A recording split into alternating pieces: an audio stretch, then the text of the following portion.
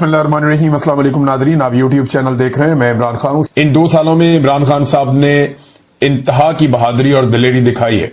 यानी इससे पहले मैंने कभी भी किसी सियासी लीडर को अपनी जिंदगी में ऐसा नहीं देखा कि वो इस तरह डट कर खड़ा हो। हमने कभी नहीं देखा कि कोई आदमी इस पूरे निजाम के सामने खड़ा हो जाए और मिलिट्री एस्टेब्लिशमेंट को इतने जोरदार तरीके से ना बोले कि उनके कानों से खून निकाल दे। ऐसा हमने कभी नहीं देखा। वाहिद आदमी है जो अस्पताल गया और उसके ऊपर बदतरीन सख्ती की गई। नवाज शरीफ को बड़े अच्छे हालात में रखा गया, जरदारी को बहुत अच्छे शाहाना किस्म के हालात में रखा गया। बाकी जो लीडर्स जेलों में जाते रहे वो खुद ये अब तस्लीम करते हैं।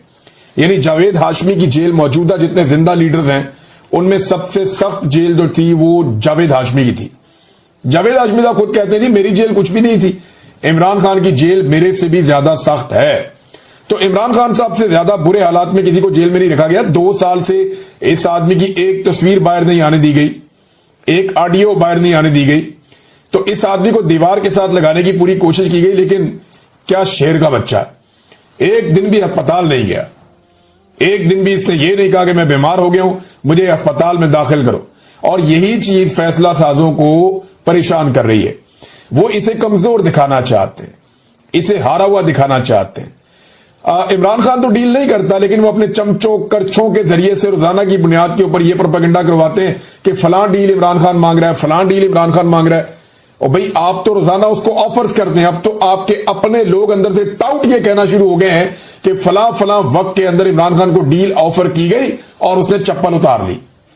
इमरान खान ने कहा जी मैं तो डील नहीं करता, जो दिल करता है करो, उल्टा लटक जाना लटक जाओ, मैं डील नहीं करता। पाकिस्तान की खातिर जिसने मेरे साथ बात करनी है तो अपने मुल्क की खातिर मैं अपना दिल बड़ा करूंगा, लेकिन मुझे अपने लिए कोई डील नहीं चाहिए। ये इमरान खान साहब का अटल फैसला है और वो बार बार ये बात साबित कर रहे हैं। इमरान खान साहब की मिसाल ऐसे है कि जैसे कोई आदमी अंधेरे से लड़ रहा है, वो रोशनी कर सके या ना कर सके, वो अंधेरे के साथ सुलह नहीं करेगा। ये इमरान खान साहब की अगर आप सादा मिसाल लें तो पाकिस्तान की तारीख में इस आदमी ने रिकॉर्ड बना दिया कि लंबे अरसे तक बगैर बीमारी और बीमारी के बहाने के ये जेल के अंदर मौजूद है। ऐसा इससे पहले कोई नहीं कर सका और इस वजह से सारा पाकिस्तान इसके साथ खड़ा है। पूरे पाकिस्तान ने साबित किया कि इमरान खान पाकिस्तान का सबसे रेलिवेंट आदमी है। जेल में बैठा हुआ शख्स पाकिस्तान का सबसे कीमती और सबसे इंपॉर्टेंट आदमी है। यानी ना कोई फील्ड मार्शल इतना अहम है, ना कोई सदर इतना अहम है, ना कोई वजीर आजम इतना अहम है, ना किसी और ओहदे में बैठा हुआ कोई शख्स इतना अहम है, किसी और सियासी जमात का कोई सरबराह इतना अहम नहीं है जितना एक आदमी अवाम की नजर में अहम है जो जेल में बैठा हुआ है। अगर किसी को यकीन नहीं आता तो इमरान खान के मुकाबले में पाकिस्तान के किसी भी हल्के से इमरान खान एक बंदे को ड्यूटी लगा देना कि ये वाला वो बंदा है जिसको आपने वोट डालने हैं, तो ये सारे मिलकर भी इलेक्शन लड़ने इमरान खान के उस बंदे के मुकाबले में इलेक्शन नहीं जीत सकते।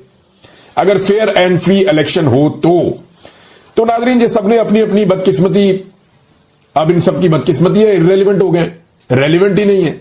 इदारों के अंदर बैठे हुए लोग कोई रेलिवेंसी नहीं है, ओहदों के ऊपर बैठे हुए हुकूमत के अंदर बैठे हुए लोग कोई रेलिवेंसी नहीं है। रेलिवेंसी किसकी है? कोई टॉक शो उठा ले। रेलिवेंसी किसकी है? कोई आप सोशल मीडिया उठा ले। रेलिवेंसी किसकी है? आप इंटरनेशनल या नेशनल कोई भी एक मामला उठाए, आपको पता चलता है इमरान खान इंपॉर्टेंट है। और इमरान खान की इंपॉर्टेंस इतनी ज्यादा है कि ये सारे अपनी अपनी अहमियत इकट्ठी भी कर लेना तो वो उसका 5% भी नहीं बनती। तो आज तो इमरान खान का तोती बोल रहा है और उसके पीछे जो सबसे बड़ी वजह है कि उसने 70 साल से पाकिस्तान पर मुसल्लत जो जाबराना निजाम है उसको चैलेंज कर दिया। इमरान खान ने उसके सामने सरेंडर नहीं किया। रऊफ क्लासरा साहब हमारे मीडिया के साथी हैं, वो ये कह रहे थे कि मैं इमरान खान की जगह होता तो मैं नोट लिखता, एक चीज लिखता और मैं उसमें कहता जी मैं 9 मई को अंदर था, जो मेरी पार्टी ने की, मैं माफी चाहता हूं, तो मामला खत्म करता। इमरान खान साहब की बहनें उनको दोबारा मिलने के लिए गई थी। वो सारा दिन बेचारी वहां पे इंतजार करती रही, सुबह से शाम हो गई, उनकी मुलाकात नहीं करवाई गई और रात के तक उन्होंने इंतजार किया। उसके बाद फिर वो वहां से मायूस होकर लौट गई। मुजामत की एक मिसाल कायम की है इमरान खान की बहनों ने। वहां अलीमा खान अकेली दीवार पे बैठी रही बहुत देर तक। कारकुन पहले आए, उन्होंने बहुत एहतजाज किया, लेकिन रात गए, फिर अलीमा खान वापस गई वहां से जब उनकी मुलाकात नहीं करवाई गई। एक मुलाकात हुई है, इमरान खान साहब का एक ट्वीट भी बाहर आया बैरिस्टर गौर के जरिए। अब ये जो इमरान खान साहब का ट्वीट आया, इसके बारे में बेशतर लोग ये कहते हैं कि ये एडिटेड है, यानी जो इमरान खान साहब ने पिछले ट्वीट के अंदर एक रवैया अपनाया था, उसका कुछ भी इसके अंदर नजर नहीं आ रहा। और उससे जो पिछला ट्वीट था वो क्योंकि एक और साहब गए थे मिलने के लिए, तो तब भी चीजें काफी गायब थी बीच में से। तो जिस दिन इमरान खान की बहनें मिलती हैं ना, उस दिन आती है असल खबर बाहर। जिस दिन इमरान खान को कोई उनका करीबी साथी मिलता है ऐसा जो कुछ बहादुर हो, या इमरान खान की बहनें मिले, या ज्यादा लोग मिल जाएं, या जिस दिन मीडिया इमरान खान साहब से मिल जाए, या जिस दिन अदालत में इमरान खान साहब का केस लग जाए, उस दिन सारी खबरें बाहर आ जाती हैं। उन्हें रोकने की कोशिश की जा रही थी कि जब तक एक्सटेंशन के मामला हल नहीं हो जाते तब तक के लिए रोका जाए फिलहाल। तो अलीमा खानम की मुलाकात नहीं करवाएगी। अब जो ट्वीट है वो पढ़ के आपको सुनाया दूं, ये बातें तो इमरान खान साहब ने की हैं, लेकिन ऐसा लगता है कि पिछले ट्वीट को अगर आप इमरान खान के पढ़ें तो ऐसा लगता है कि इमरान खान साहब की बातें तो हैं लेकिन एडिटेड है, यानी इनको थोड़ा सा सेंसर किया गया है। और वो देखे ना, इतना ही हर एक की पसली तो नहीं होती ना कि हर चीज आके बाहर बता दे। इमरान खान तो कहते हैं, मैं पाकिस्तानी कौम से अपील करता हूं कि वो मुल्क भर में जारी अफसोसनाक सैलाबी सूरत हाल में रेस्क्यू एंड रिलीफ मुहिम में हमेशा की तरह बढ़ चढ़ कर हिस्सा ले। तहरीक इंसाफ भी सैलाब जदगान के लिए बिला तफरीक अपना किरदार अदा करे। ये बहुत अच्छी बात की इमरान खान साहब ने। इस वक्त सबको तवज्जो जो है वो सैलाब मुतासरीन की तरफ रखनी चाहिए। मैं हमेशा मौसमियाती तब्दीलियों और उनसे आने वाले नुकसानात के हवाले से शऊर उजागर करता रहा हूं। हमने पहले खैबर पख्तूनख्वा में बिलियन ट्री सुनामी शुरू करवाया और वफाकी हुकूमत में आकर 10 बिलियन ट्री सुनामी शुरू करवाया। इसके साथ मुतअद्दिद छोटे, दरमियाने और बड़े दर्जे के डैम्स और नेशनल पार्क समेत ऐसे अहम माहौलियाती हिफाजत के मंसूबे शुरू करवाए जो माहौलियाती तबाही में कमी का बायस बने। दरख्त ही माहौलियात का तहफ़्फ़ुज़ कर सकते हैं। ऐसे मंसूबों पर तेजी से काम करना कौमी तरजीह होनी चाहिए। ये मैं गुज़िश्ता कई सालों से ये चीख रहा हूं। इमरान खान साहब शायद वो पहले आदमी जो ये बात कर रहे थे, बल्कि मैं अपनी जाती हैसियत में हर साल पाकिस्तान में हम ये कोशिश करते हैं दोस्तों के साथ मिलकर कि जितने ज्यादा हों दरख्त लगाए जाए। और भी बहुत सारे लोग हैं वो करते हैं, कुछ गुलकार हैं, कुछ सिविल सोसाइटी के लोग हैं, वो बहुत ज्यादा प्लांटेशन करते हैं, लेकिन वो आटे में नमक के बराबर है। हुकूमतों की पूरी शमूलियत होनी चाहिए, पूरे निजाम को ये काम करना चाहिए और फिर दरख्तों को संभालना भी चाहिए। पाकिस्तान में यूरोप जैसा मौसम नहीं है कि बार बार बारिशें हो। आपको जो दरख्त लगाना है उसको आपको संभालना भी पड़ता है। कम से कम एक साल आपको उनका ख्याल रखना पड़ता है, या चंद महीने तो जरूर ख्याल रखना पड़ता है। फिर कटाई जो है वो बिल्कुल जीरो होनी चाहिए, दरख्तों की कटाई बंद करनी चाहिए। इमरान खान साहब ने कहा कि अफगानिस्तान में जल्जले से होने वाली हलाकतों और नुकसान पर दिल शदीद रंजीदा है। हम मुश्किल की इस घड़ी में अपने अफगान भाइयों के साथ खड़े हैं। मुझे अफगानियों के पाकिस्तान से जबरदस्ती निकाले जाने पर भी शदीद तहफ़्फ़ुज़ात और अफसोस है। खैबर पख्तूनख्वा की हुकूमत ने अफगानिस्तान के लिए इमदादी सामान ट्रकों में भरकर रवाना किया, अच्छी बात है, और वो सामान अब जाएगा अफगानिस्तान।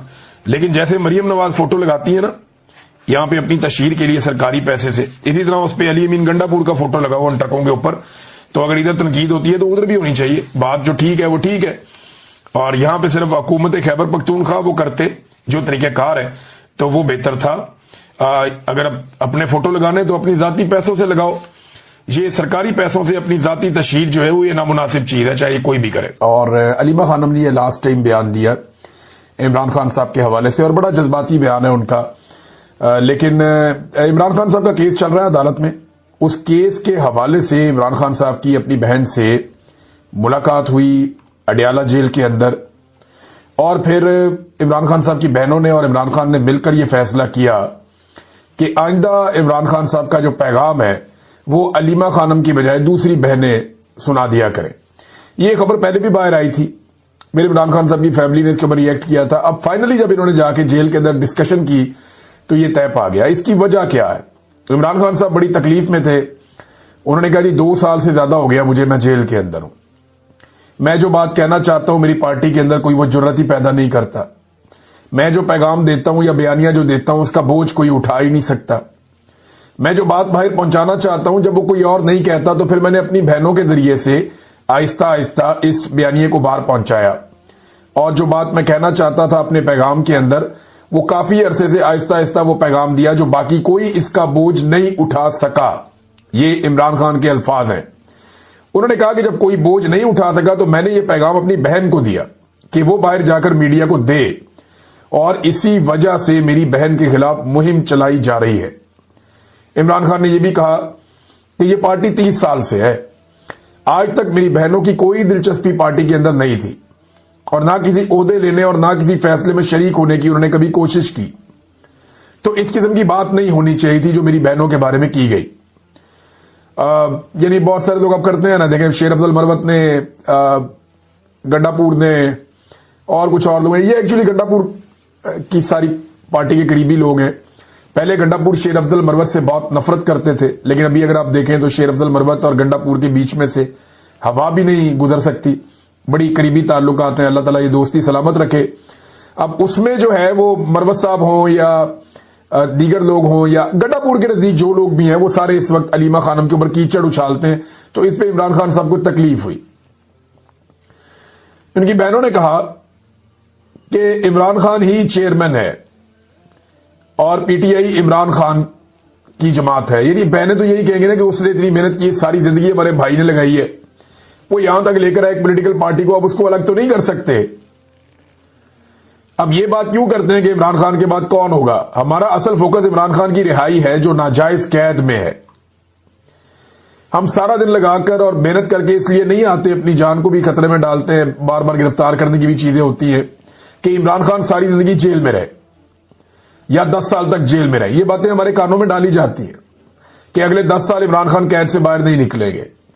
इमरान खान चेयरमैन हैं और चेयरमैन रहेंगे और इंशाअल्लाह ये भूल जाए हमारे मुखालिफिन कि इमरान खान अगले 10 साल कैद में रहेंगे, क्योंकि वो नाजायज कैद है। केसेस उनके खत्म हो गए हैं, लेकिन जब वो बंद है और आइसोलेशन में है। अच्छा, एक और बात उन्होंने बताई कि इमरान खान ने बताया कि मैं आसिम लॉ के सामने नहीं झुकूंगा। फिर उनकी फैमिली ने कहा जी हम भी नहीं झुकेंगे। फिर अलीमा खानम ने बताया कि मेरे ऊपर भी वारंट्स हैं और लेकिन हम इससे परेशान नहीं हैं। अगर वो गिरफ्तार कर भी लें तो हमें कोई परवाह नहीं है, क्योंकि हम पहले भी गिरफ्तार हो चुके हैं। इमरान खान ने कहा कि यह भी जाकर कह देना कि हम पूरी जिद्दोजहद करेंगे और जो भी हो जाए हम इमरान खान की रिहाई के लिए खड़े रहेंगे। वो हमारा इकलौता भाई है। ये कैसे हो सकता है कि हम उसकी जल्द रिहाई ना चाहें? हमें भी दुख होता है, लेकिन हमने कहा कि ये सब कुछ डिस्ट्रैक्शन है, यानी ये तवज्जो हटाने की कोशिश की जा रही है।